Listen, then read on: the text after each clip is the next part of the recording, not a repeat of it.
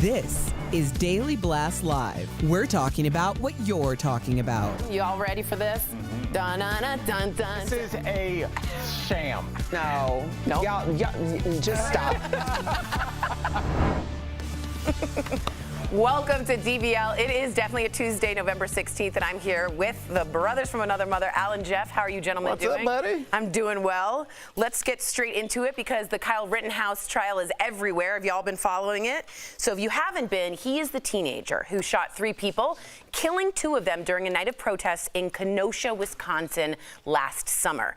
So right now, right now, the jury is deliberating his fate today, and here are some of the closing arguments made by the prosecution and the defense. This was yesterday. Let's take a look. And one of the things to keep in mind is that when the defendant provokes the incident, he loses the right to self-defense. You cannot claim self-defense against a danger you create. That's critical right here. Kyle Rittenhouse shot Mr. Rosenbaum because he was attacking Kyle. Every person who was shot was attacking Kyle. One with a skateboard, one with his hands, one with his feet, one with a gun. So something shocking. Save the gun part for last. Yeah. One had an AR-15, but the other one had a shoe.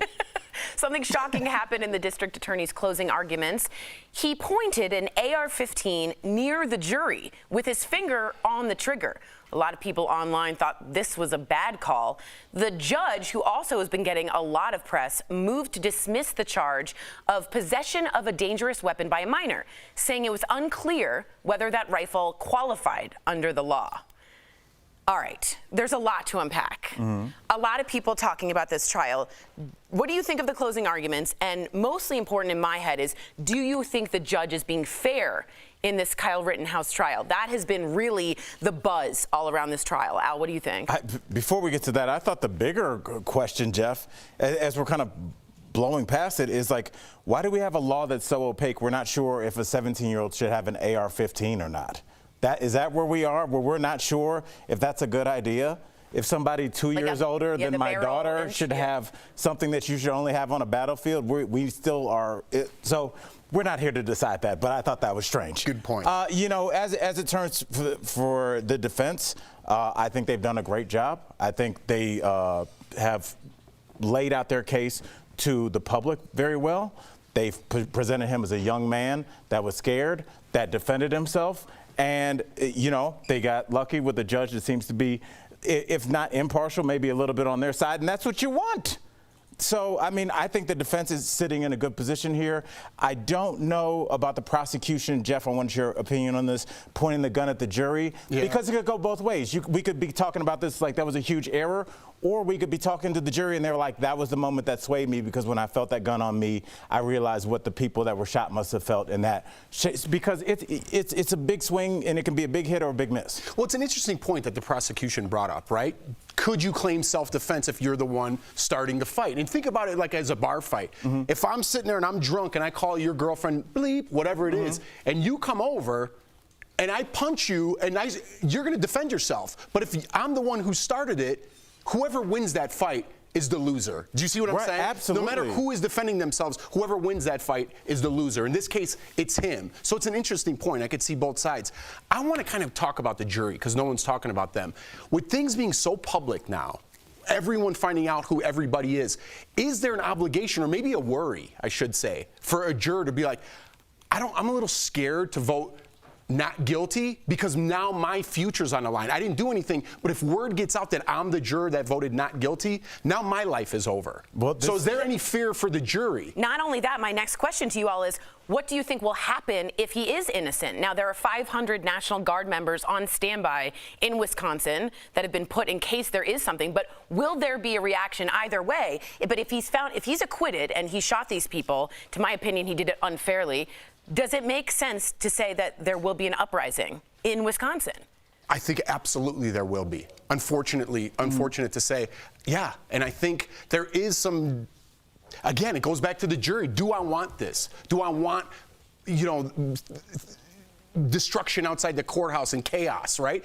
Because the defense did a great job. I really have a doubt in my head that he might be guilty. Again, I don't know what they're thinking. Right. But then are they also thinking, hey, my life is also on the line and my here. city's I life. might lose my job at UPS or wherever I work because I voted not guilty. Now my name's going to get out in the paper, and I didn't do anything. Well, let's think about why we're here having this wonderful conversation, guys. And this is why police violence is so important.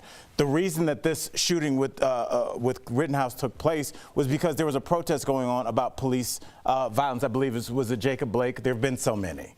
But I believe it was Jacob Blake. So this is a protest in regards to this, where now somebody was shot, and now we're doing another trial, Jeff, where now we're worried about the verdict of this, somebody else being shot because of it's this a circle. verdict. It just never This stops. is why it's so important that when we deputize people to be our police officers, that they cannot make mistakes like this, because it leads to this Russian nesting doll of violence. So this is why it's important. Do you think there will be Absolutely. But unrest I outside do think that the people that are anti-Kyle Rittenhouse, however you want to put it, have prepared themselves to lose. I'm starting to hear that. I don't think anybody thinks that he's going to be found guilty, especially they're dismissing the gun charge. Right, I think which was 9 months, basically. Right. But I think there will be unrest. I think, again, as I said, there was 500 National Guardsmen on standby right now. The jury is all white, except for one black man on the jury. So that's the context of what the jury looks like, the makeup of it. I do want to read some of our comments from our viewers here. Rising Serpent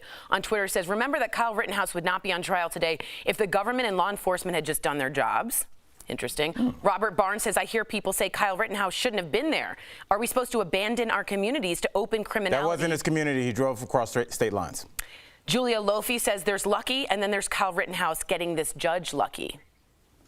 Part of life is luck. I got to be honest, this judge, to me, and this is my opinion speaking, has been completely biased and could be up for an appeal or mistrial due to that bias. Zelly said maybe an emotional teen triggered by political rhetoric with an AR-15 that looked cool. That's what he said. Kyle Rittenhouse shouldn't travel to a protest to do the job of trained police. Can we all agree on that?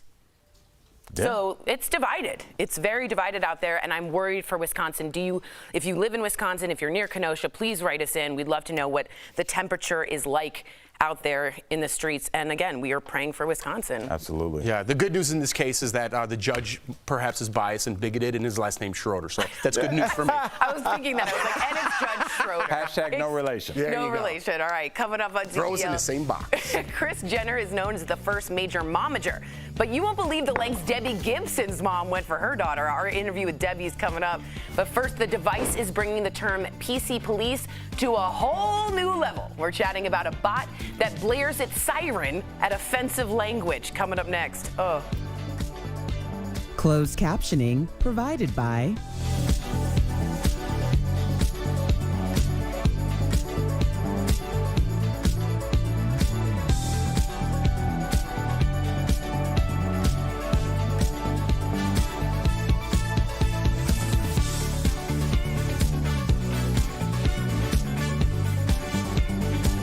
Thank you. Thanks, All right, so we're going to send it over to Tori because this is her wheelhouse.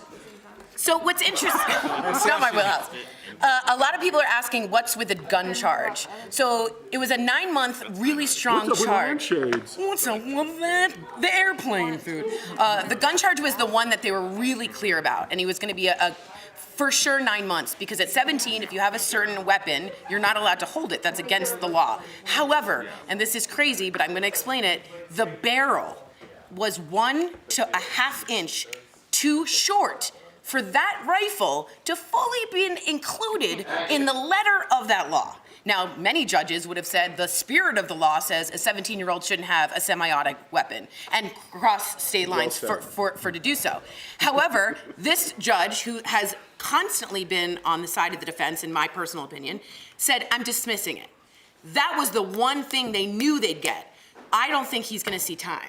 I don't think he'll see time. I think he'll be acquitted, and I think there'll be unrest in Kenosha. I don't want that. I'm simply saying, I really believe he will be let go. I think there's a lot of people that probably do want unrest, though. If you think about, how a lot of people fund their websites and push their agenda, push their hashtag, they need conflict. And this is just the whole thing.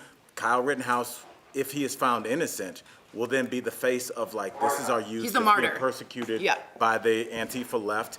And it is, if you own a right-wing website or any kind of, thing that needs funds, this is the kind of story that you live for. You can milk this forever, and vice versa. And if he goes to jail, he's also a martyr. Absolutely. I just find the jury point interesting where we are socially in America, right? Because if you're on this side or that side,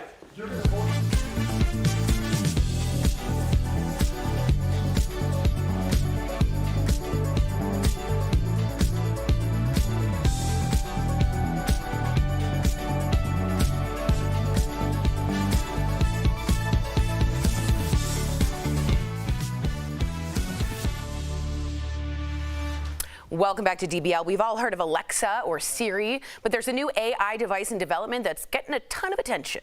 So the device will monitor and stop conversations if something said is not politically correct. It listens for triggering language like racial slurs, offensive jokes, and even slut-shaming. It then emits an alarm. The idea is it can be used in classrooms, universities, and for police use, but could even be used at dinner parties and family gatherings. This is a terrible idea. I don't understand when you would break this out in the police department. I'm assuming there's some language going around that might not be great just by everybody in the building. But I don't really get this. I just feel like, and we said this during the break, so let's keep it 100. I would get this and try and set it off constantly at parties. What else are you gonna do with this? Dude, I don't know. This is ridiculous. Right. Like, Your some worst people think nightmare, it's Jeff. like, yeah, my worst nightmare. What is this thing called? Famous? Famous. I'm gonna call you famous. Thank you.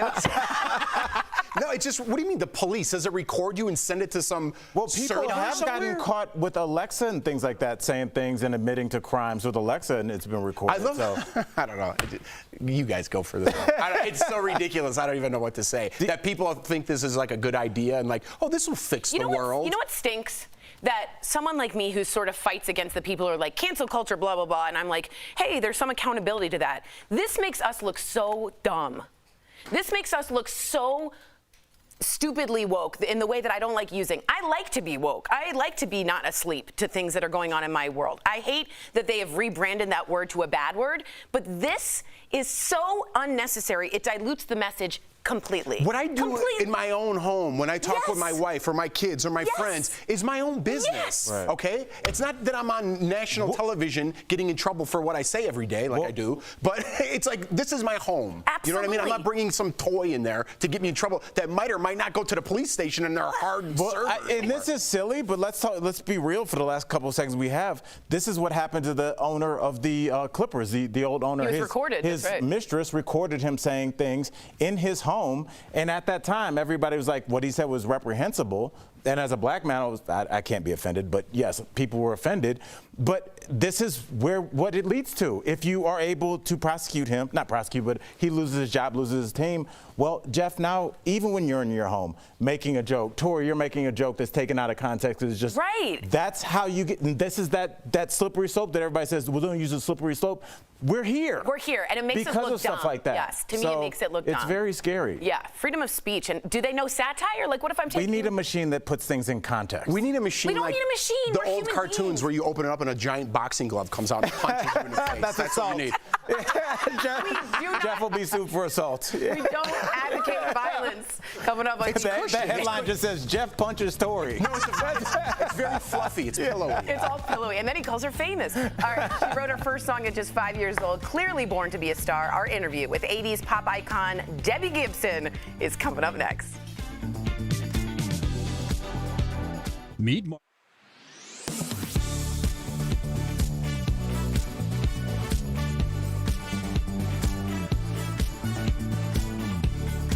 People are posting pictures of receipts online like this, showing a supply chain surcharge added. So, is this really happening? And if so, who's charging it? Let's verify.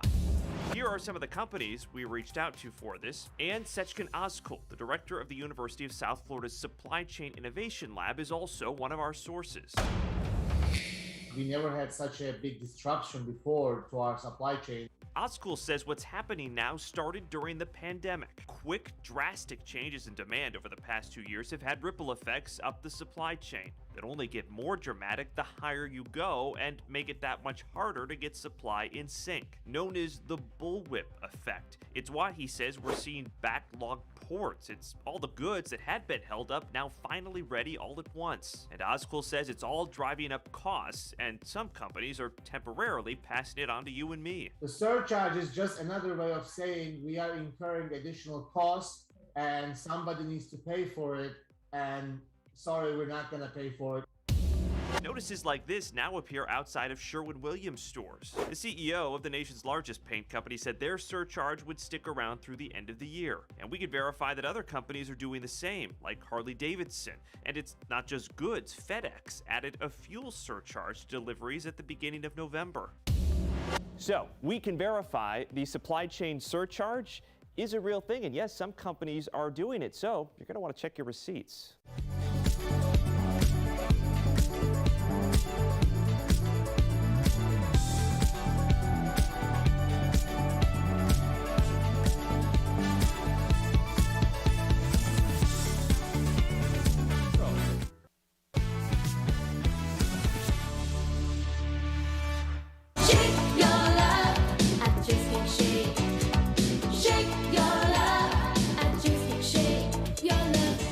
Welcome back. She became an international star before her high school graduation. Debbie Gibson was one of the first teen pop stars ever, and earlier we spoke with her about her single and got her thoughts on Britney Spears' newfound freedom. That's today's Chatting with the Stars. Please welcome to DBL the amazingly talented Debbie Gibson. Put her name on it, yes. Hi, guys. Hey, hey. Hi. Wow, and you look fantastic. Hey. Wow. Before we talk about your new music, which is incredible, you never disappoint, let's talk about your amazing mom. Some say Kris Jenner is the first momager, but no. Your mom is the OG, right? She said to me, you know, you're going to do this with or without me. You're going to have this career with or without me. I want to help you. I want to support you. I want to make this easier for you. And she had just the right amount of like healthy insanity to do it because, you know, I started my career playing clubs. I was 16 years old, couldn't go in the front door, but could go in the back door. And she would go, kids, wait in the car, because there was Me Too dancers and my 21-year-old sister doing sound and lights. Hi, Karen.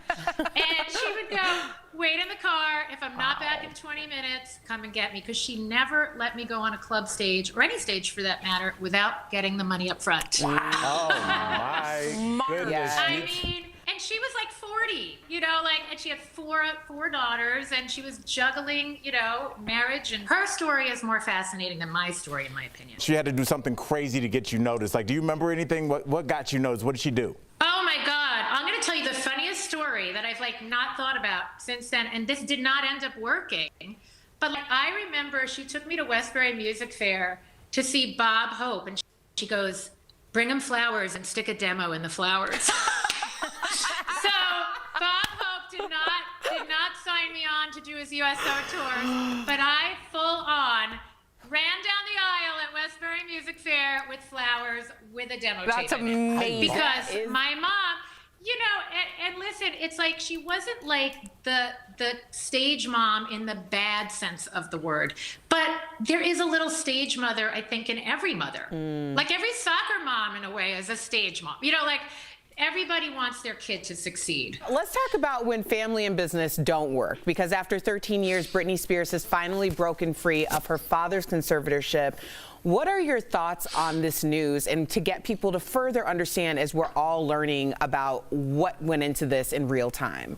I've met Britney a few times. She was always super lovely and professional, and I love that people have been rooting for her this whole time.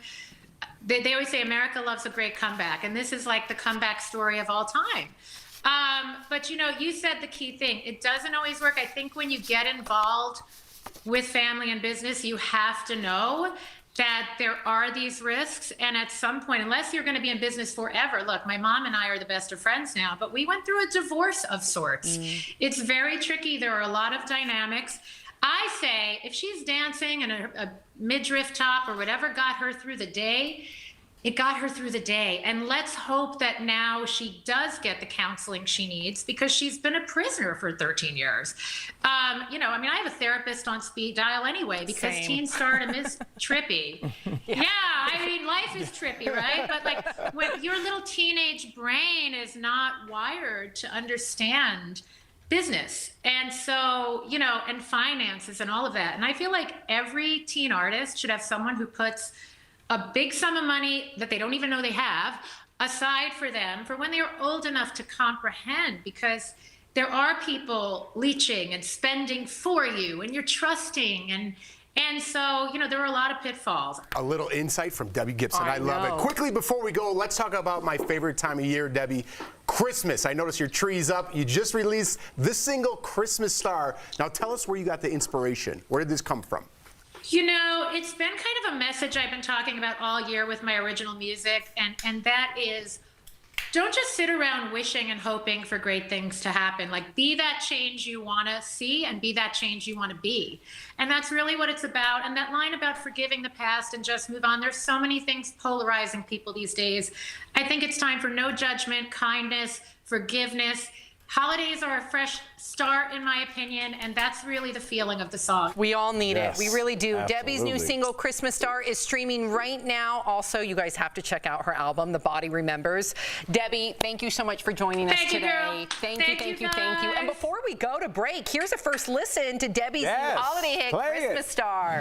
Little boy blue, let's turn it around. Live life like you're in a Hallmark town this Christmas. It's Christmas.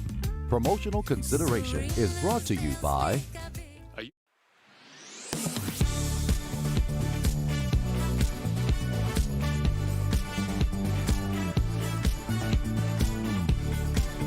Airpods exploded into the marketplace 5 years ago and remain a popular way to listen to music and answer calls. But a viral tweet with more than 3,800 likes and a similar Facebook post with 10,000 shares claims that convenience comes with dangerous health effects. So, let's verify. Do AirPods transmit dangerous levels of electromagnetic waves? Our sources are the FCC, the National Council on Radiation Protection and Measurements, and 2 experts in the field of electromagnetics and radiation. Before we get into the claim, let's first explain electromagnetic waves. Every electronic device in your home sends out streams of invisible energy waves. The government sets limits on how strong those waves can be, whether it's a cell phone, wireless headphones, or a microwave. We know for very high intensity energy, definitely can cause harm, can kill you. That's how we use a microwave oven for. You put a coffee in there in a few minutes, it will be hot or boiling. If you put your head in there, it will be cooked. Same thing. The maximum strength of AirPods is 10 times lower than the FCC limit. The agency also says, quote, no scientific evidence establishes a causal link between wireless device use and cancer or other illnesses, unquote. I think that the public should be reassured by the state of the science and the technology as it exists today. So it's false that AirPods transmit dangerous levels of electromagnetic waves. With your Verify, I'm Brandon Lewis. To receive Since late October, there's been a lot of talk about Puerto Rico's COVID-19 vaccination rate. Former President Bill Clinton tweeted an article claiming the Caribbean island had the highest vaccination rate of any U.S. state or territory. So is that true? Let's verify. We went to these sources for an answer. As of November 10th, data from the Centers for Disease Control and Prevention shows 73.9% of Puerto Rico's total population has been fully vaccinated against COVID-19. That's the highest of any state or territory in the United States, according to CDC data. Puerto Rico's Department of Health shows a slightly lower vaccination rate at 70.5%.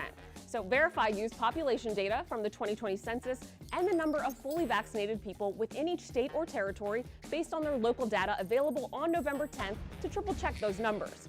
Using that data, we confirmed that Puerto Rico still has the highest vaccination rate in the country. So we can verify, yes. According to both CDC data and local health department data, Puerto Rico has the highest COVID-19 vaccination rate of any U.S. state or territory. According to CDC data, Guam and Vermont have the next highest vaccination rates for COVID-19. With your Fast Fact, I'm Ariande Till.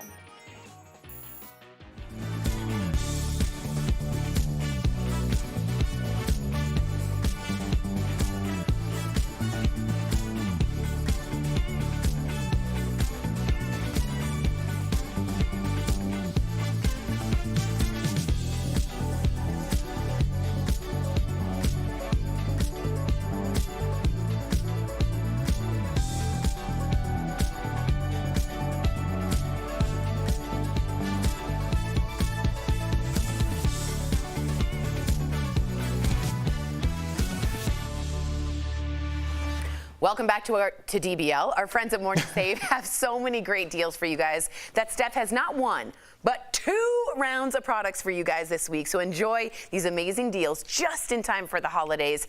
And don't forget to come back on Thursday to see what else we've got for you. Check it out.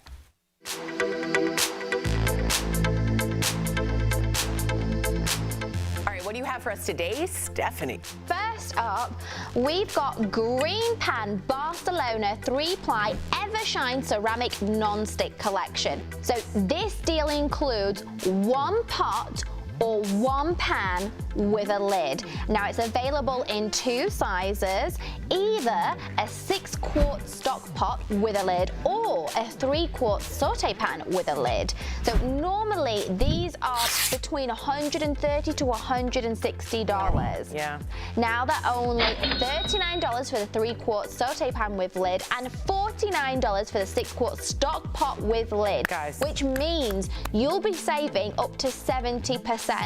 Now, Tori, we've got the Vermi VT3 Lite smartwatch. So the deal includes 1 smartwatch with a charger, and it comes in 2 colors. So normally these are $69, but we've got them for only $25, which saves our viewers up to 64%. Now, this next item is a 2-pack of adjustable height phone and tablet stands with 360 rotation, so you can put it anywhere you want. Normally it's as much as $50, Tori, but now it's only $24, which saves our viewers 52%. And last but certainly not least, Tori, oh, that's cute. We've got Bear Paw Shearling Flap backpacks. So normally these backpacks are $138. Whoa.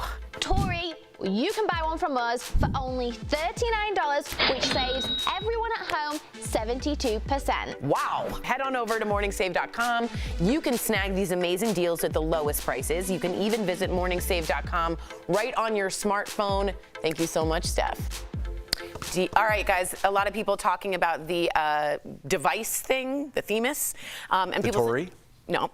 And they were saying, would you use it in schools? Would it be helpful in classrooms? And I was saying, what if there's a conversation that's real and honest and it went off? It sort of breaks that conversation with the teacher. I would think maybe as a former teacher, you would have 2 students having a conversation and have it in the middle of them and maybe see if it goes off and then stop and explain why. I think it's good to label kids at an early age, like 8 or 9, and ruin the rest of their lives. That's good. That's awesome. DBL's new. Okay. See you same time, same place tomorrow. Bye, y'all.